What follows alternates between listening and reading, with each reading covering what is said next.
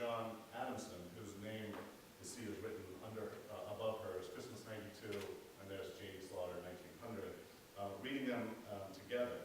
For example, in the bottom margin of the poem, The Skeleton in Armor, which is over here on the left side, this is Longfellow's ballad in which a ghostly Viking tells the story of winning the love of a blue-eyed maid. Jane has written a note. Then you looked at your watch and said, now shall we go and make that visit? For at 5 o'clock I have to go to Washington. And we meant you and I, and we had a happy walk. And then in a later hand, a different pencil, much later in her life, she has added the following. Our last walk together in this world, never to see each other more, never, oh never. It was after this I called you Norseman, the name we always used to the end in our letters. Do you remember? You added to it your Norseman and your devoted Norseman. Now in the Longfellow poem, the Viking warrior inspires the maiden's love through storytelling. One says, I told in glee, tales of the stormy sea, soft eyes to gaze on me, burning yet tender. Lines that we can imagine formed an echo to what was happening with these Victorian lovers. As John read the lines aloud, James Marginelli tells us quite precisely, at 10 o'clock p.m. on Sunday, July 1st, 1900, in the parlor of the Alexandria Infirmary in Virginia.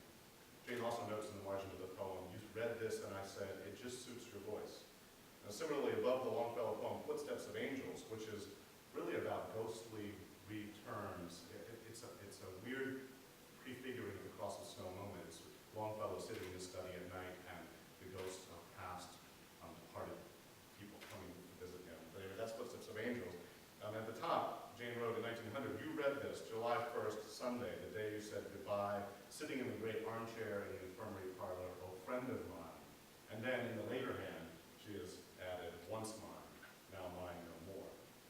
And just one more example from this book, there's a lot of them. At the close of Longfellow's translation of the Coplas de Manrique is Jane's note, Sunday, May 6th, N'oublie pas. And then in the later hand, read to me by my Norseman oh so long ago before he went on his crusade in Liberia at Cape Town on the west coast.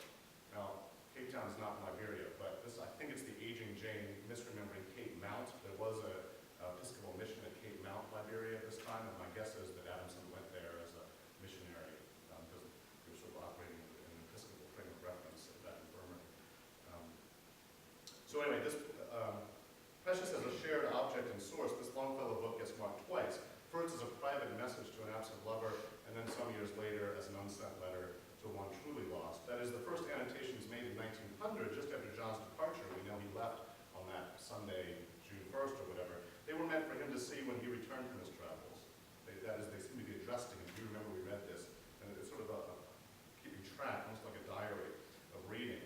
The second ones are addressed more to his ghost, right? Seen by the light of other days, with Jane still asking, do you remember? Jane Slaughter never married. She was one of the first women to receive a PhD from the University of Virginia in Romance languages, and her books came to the UVA library in the 1950s after she in turn passed away. There she is. This is a self-portrait of her drawn when she was about 18. And we have her family papers in special collections, but this book wasn't deemed special because of its metadata made it look like a cheap copy of Longfellow that could just go in the stacks of the students to check out.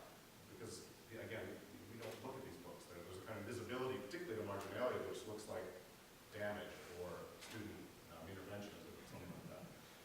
But like the other books I've looked at here, this copy of Longfellow has come down to us as a nexus of human investments that has been part of the business of the humanities to trace. And further, these annotations lead us to re-encounter Longfellow's poetry as part of such nuanced scenes of exchange and identity formation, giving us new purchase on the history of 19th century reading, as well as on the interpretation of the poems themselves. So, I'll just show you that. Victorian print. In ways we're only beginning to appreciate, Victorian readers saw books as layered social and domestic objects. They found themselves and their own lost children, parents, and partners in those books. And in turn, the books themselves were transformed into deep, sometimes legible souvenirs through the strength of human love. And out of such private circles, some of these books have come down to us as common property, bequeathed to universities and public institutions, and made available for readers and scholars. Our role as the interpreters of the resulting archive both demands preservation and depends upon access, and both of those terms are experiencing fundamental shifts under the influence of wide-scale digitization. A massive horizon of opportunity is now opening for humanists to trace the history of language, of ideas, of books, and reading via automated searches and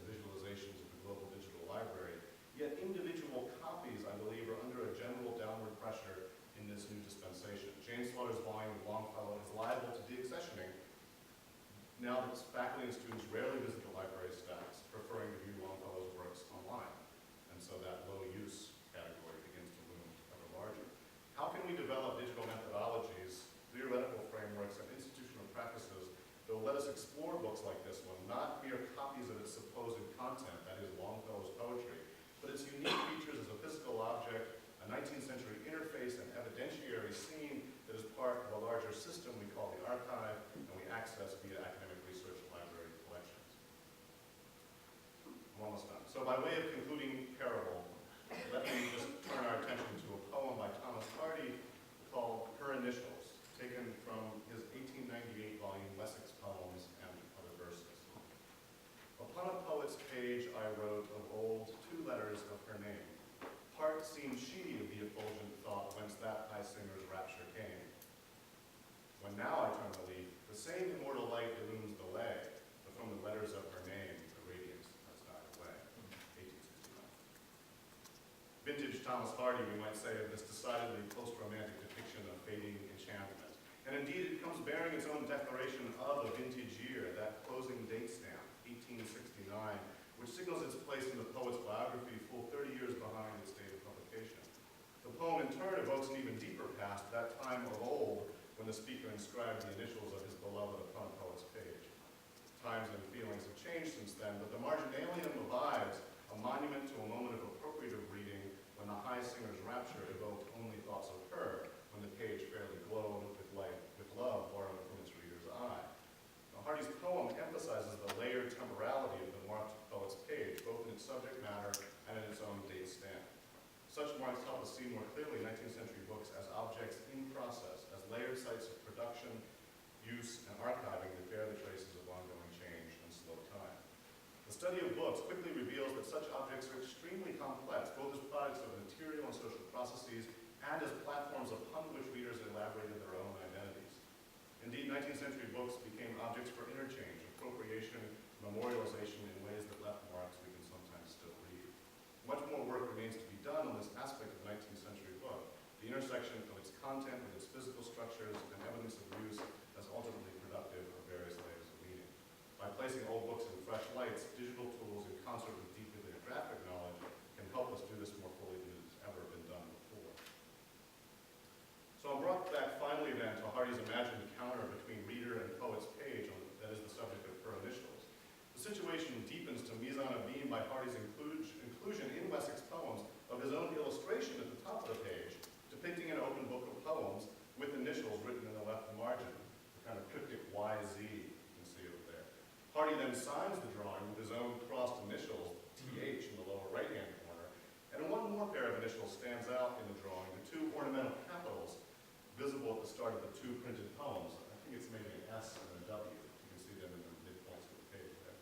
So facing this page of Wessex Poems, we as readers are confronted with a palimpsest, the material printed page itself, depicting the imagined page with its printed ornamental, inscribed marginal, and notional signatory initials.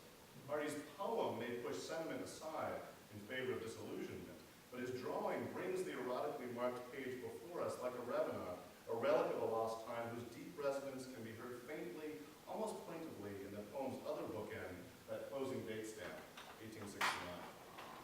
Moreover, the layout of the illustrated page with its ornamental capitals, running heads, top corner pagination, poems running across both pages, suggests most strongly the Aldine Poet series as published by Bell and Dawley in the 1860s. That is, Hardy, I think, is referencing a specific set of printing conventions that placed this book in the 60s. Hardy's imagined or remembered page thus bears reference to the history of Victorian printing, calling us to return to the specific forms and formats of the era that can only be found in original copies. Thus, the immortal lay, the poem, exists in distinct tension with the embodied, time-bound form in which it abides, such as the lesson of the marginalia. Although for the poem's speaker, the radiance has died away from memories of his beloved, the book of her high Victorian moment yet remains enshrined on Hardy's fin de siècle page, a symbolic touchstone for the 19th century archive and the human histories it so richly encodes. As humanists in the digital age, our primary task is